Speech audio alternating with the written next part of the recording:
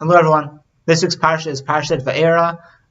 This is based on a Dvar Torah I heard from Rav Bernstein. It's online, 2015. You can start it at minute 14, and that's where he begins this idea and really elaborates upon it even more. If you'd like to hear it, I'm going to attach the link below. But otherwise, right now we're in the second Aliyah. We're in chapter 6, verse 14, and as a prelude to the Makot, we see the Torah fleshes out the lineage of Moshe Rabbeinu, Moshe and Aaron. But the way it begins is it really seems to begin with the lineage of the entire Jewish people. What do we mean? So we see that, it's the lineage of Bnei Reuven, and then we go to Bnei Shimon, and then finally we get to Levi. And once we hit Levi, that's where the Chumash seems to go into full stride, and these are the sons of Levi and his grandchildren until we get to Moshe and Aaron. And, we're just kind of stuck reading and can't help to notice that really the Chumash seems to be directed towards fleshing out the sons of Levi. That's what it's interested in. It's interested in the family tree of Levi because that's where the two redeemers are. So if that's true, then why are we begin with Reuven and Shimon, right? Just kind of like omit that and go straight into Levi. Or alternatively, if you're not going to say only Reuven and Shimon, or if you're also going to say Reuven and Shimon, then give the rest of the Shvatim as well. So what is it kind of cut off at Reuven and Shimon once it hits Levi? Now, by way of answering, the Maaseh Hashem has a very interesting observation about these psukim. What do we mean? If we read these psukim, what does it say? Again, verse 14. So, Eli Roshei Veit Avutam, Bnei Reuven, Bechor Yisrael, Chanoch Ufalu Chetzron Lecharmi. Right? Eli Shpechor Reuven. Bnei Reuven, Chanoch Ufalu Chetzron Lecharmi. Okay, what about the next pasuk? It says, Uvnei Shimon, the sons of Shimon, Yemuel v'Yamin v'Ohad v'Yachin Letocha Reshaul. Okay, so we have Bnei Reuven, and then the names. And then we have Bnei Shimon, and then the names. But then once we go to verse 16, it says, Ve'ele Shmot Bnei Levi Letoldotam, Gershon, Ukahat, Umerari. Why, asks the Maaseh Hashem, is there this shift? We went from Bnei Reuven, and then the names, and Bnei Shimon, and then the names, to Ve'ele Shmot Bnei Levi.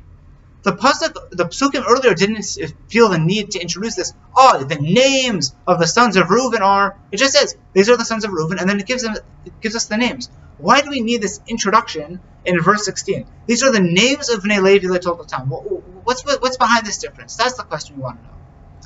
Now, by way of answering, he explains. So as we know, the two redeeming personalities are Moshe and Aaron. And they're from Levi. It's a fact, we take it as a given, no one seems to question it. We must remember that Levi is not the firstborn. He's not even the secondborn.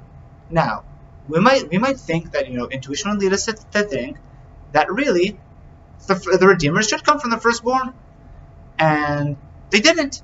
We skipped Reuven, we skipped Shimon, and yet we get to Levi, and once we get to Levi, we really see, here's where the Redeemers are. Now, he's asked, is there something that Levi did to merit having the two Redeemers? And Maaseh Hashem says, he did. We have a principle, right? Anyone who feels a sense of loss about being in Galut, right, about the destruction of Jerusalem, then he has a zchut to merit to see the Geula. That's what we teach. But the Maaseh Hashem says it doesn't only mean that a person who feels a keen sense of loss will merit being a witness to the Geula, but rather a person who has this keen sense of loss about being in Galut, right, will be zoche to being instrumental in bringing about the Geula. That's what it's about. Now, what is possible to say about Levi, says the Maaseh Hashem, and I heard this from Rav Bernstein, is that Levi preserved a sense of being in Galut, and that was equivalent of being mitavl on the Churban, and this is a distinctive feature of Levi. He was keenly aware that he was in Galut, and it became a zchut for his children. Now, how can we see this? So says the Maaseh Hashem, we see it in the names of his children. Levi has 3 sons. Bnei Levi Letoldotam, Gershon, Ukehat, Umerari. Now, what do they all have in common? Says the Maaseh Hashem, they're all representations and expressions of Galut. How do we see this? Gershon. Where does that come from? Ger. I'm a stranger. I'm a stranger here. I don't belong here. Or Gerush. I've been kicked out of my actual land. How about the second one? Kehat. Kehat means blunted. It comes from the same root as we see in the Haggadah with the Ben Rasha. Hakeh et shinav, right? Blunt his teeth. So what does Kehat represent? He represents the fact that the Jewish people, what do the Jewish people look like in Galut?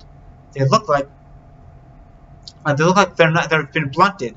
They're not in their full splendor or full capacity or their full glory. And how about the third one? Mirari. What does that mean?